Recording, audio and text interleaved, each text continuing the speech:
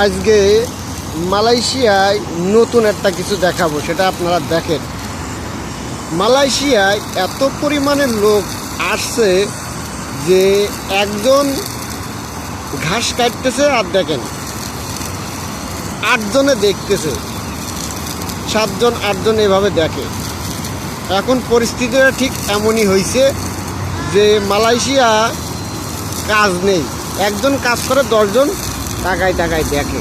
এটাই হলো Malaysia. So মালয়েশিয়ায় আসবেন তো ভেবে চিনতে আসবেন, ঠিক আছে? দেখেন মালয়েশিয়া সুপারভাইজার কোনো বসে আছে, লোকজন সব বসে আছে। কি সুন্দরভাবে একজন ঘাস কাটছে, ঘাস একজন কাটছে আর সবাই দেখছে। দেখা ছাড়া কিছু করার নেই। এখন মালয়েশিয়া ঠিক এমনই।